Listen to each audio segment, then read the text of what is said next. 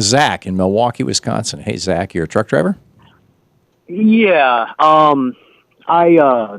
was heading southbound, and I was hearing some of the news about the bombings going on in Boston, and I pulled over to a truck stop just south of Boston. Just they have a TV break room, just to get a better view of what's going on. And I went in there, and there was about three other guys in there, and I was watching it on TV. And a few minutes later, one guy gets up, and he when he's about to walk off, and he looks at the TV and he says, "And they want to take my guns away," and walks off. And I just kind of shook my head. I was like, okay, well, that's a complete moron. But I went to the deli at the truck stop after that and got something to eat. Went back to sit down and was watching a little bit more.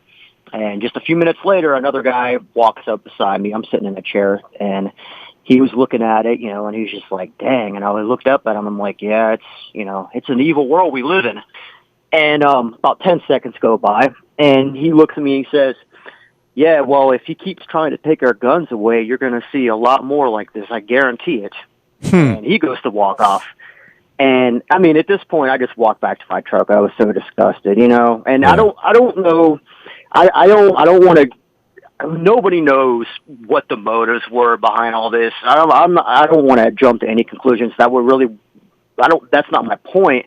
Yeah. It's just that it's disturbing, absolutely disturbing, that when you see a tragedy like this happens, that within literally 20 minutes, I have two people come to me and bring up gun control, which has nothing to do with this, right, and talking about people taking their guns away. And this is the mentality of a lot of people right now. It's really disturbing. It drives me nuts. Yeah, I hear what you're saying, and can you imagine? I mean, I don't get the gun connection at all. I mean, everybody in the stands is supposed to pull out an AR-15 and just start, shooting? Yeah, exactly, Tom. That's what I was thinking, too. Like, what, if you're there with a gun, your gun is a psychic and it's going to talk to you and say, hey, there's a bomb about to go off. You can save the day.